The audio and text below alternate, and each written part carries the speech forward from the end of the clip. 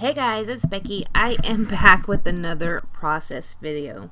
March was super duper duper busy and I got a little off track with my trying to clear the stuff out of the vault.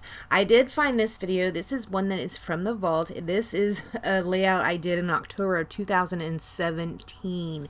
My style, I think, is quite a bit different than what I did on this layout, but I'm still going to go ahead and show you what I did. So I had this pattern paper and it was just full of doilies. I went ahead and fussy cut out all of those doilies. And I thought, well, I'll set the doilies on a doily. This is when I very first started coloring my doilies with ink. I will take those doilies away and color them with a pink ink. Now these are all older supplies I'm using. They weren't really old to me. I think I got them in a D stash, and they would have been old to someone who has been scrapbooking for a while. To me, they were still new because I got them in a D stash. I do pull out several stickers that I think I'm going to use. From this set right here, I just used that one sticker that says never give up. And I think that's it. I'm also going to be pulling out some October afternoon, and I will use a few of those. I do end up going for a couple of these tags as well. Those tags I know are from Fancy Pants, and actually I think those stickers are as well. Here's where I'm going to go ahead and color my doilies pink. Now, I don't know for sure if I used a sketch on this one. If I did, I have no record of it. And looking back at this layout, it's a little convoluted, so it's hard for me to believe that there was a sketch with all these elements going around the page, because I have like, just on the outside of the page, there's like 4 elements, and then there's one in the center, which I guess is 5, so at least that's an odd number, but I find it hard to believe that there really was all of those pieces.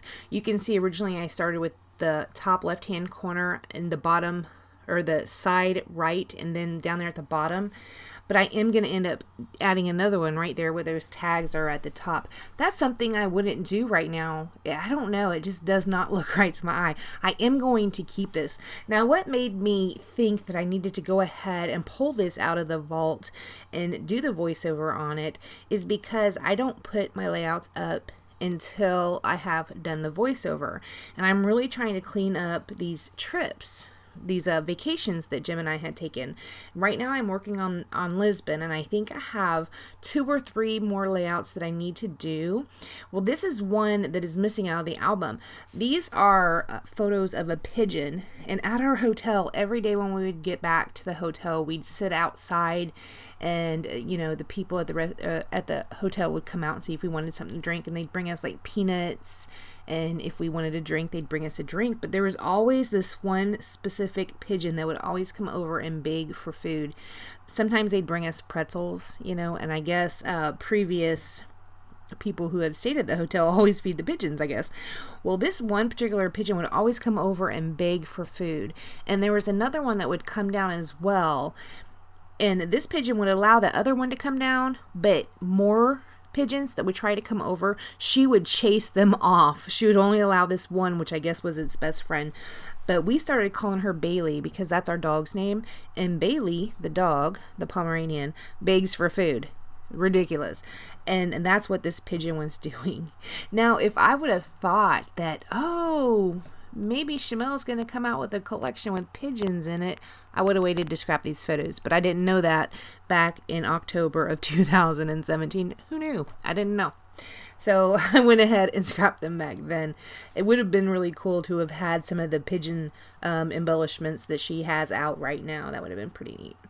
Basically how it is right here, it's going to stay very similar. You see where I said there are 4 points of interest around the border of the page? Yeah, that's not something I would do right now. I do also build another cluster right there around the photo, and I am going to use those 2 tags and then that little piece that says XOXO. These are pieces from Dear Lizzie. I had cut up a piece of paper and they were just stored in a box. I'm not going to end up using any of these, I don't think. Sometimes if I'm just cut up a piece of pattern paper and just like maybe I'm using just one flower or two flowers, if I end up cutting up enough of them, I will end up taking that piece of paper apart and I'll just put it in one of the color boxes. I do have some photo boxes, those little ones that are hold your 4x6 photos, and I do have them sorted in colors. So if I cut up a piece of paper that has red flowers on it, I will put the red flowers into that color box. Does that make sense? I might have done confused you. I'm also going to be pulling out some feathers. These feathers, I do not know where they come from, but I am going to scatter them down around the page. Actually, I think I might know. I think these are from the I Am collection, the very first I Am collection. I'm going to put those around the page because I thought feathers, right? I mean, it's a pigeon and they have feathers. So that was perfect. Here's where I go ahead and pull out the October Afternoon. I am going to use that pink bow up there at the top. I will pop it up on some foam tape. This was at a point in my scrapbooking where everything had to have twine. So all of the tags do have twine through them. I do have 5 tags on this one layout. I still love tags this much. I would still probably put 5 tags on a layout if I could, and I'd probably still put twine through them. It doesn't bother me like it used to have a naked tag. Sometimes they even would put a brad in a tag now, and that's something I didn't used to do. Look at me growing, right? Ha! I do use this liquid adhesive. I think back at this point I was using Scotch Quick Dry adhesive on all of my things. So the alphas that I used were the little ones that say we call her. I think those are those pink Fresh Studio ones that are kind of like a vellum alpha sticker. And then Bailey, that is an American Crafts Thickers. I don't know what the name of it is, but it's a white and it has a pink inside. What is that called? Like a pink pinstripe? Pink, well, I don't even know. It's not an outline, it's an inline throughout all the letters. I did pick those ones up at Tuesday morning, if I'm recalling correctly. Here's where I'm going to go ahead and put down the foam tape on the back of that bow. Stick it right up there in that corner. Yeah, this is not my favorite layout now.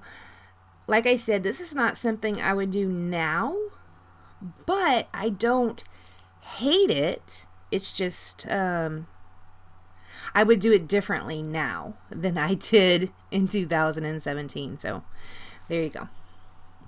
I do have a few flower stickers that I do put down around the page. I do put that one down there at the bottom, and I will put this one over there at the right. It's already down there. I gotta trim off the excess of it still.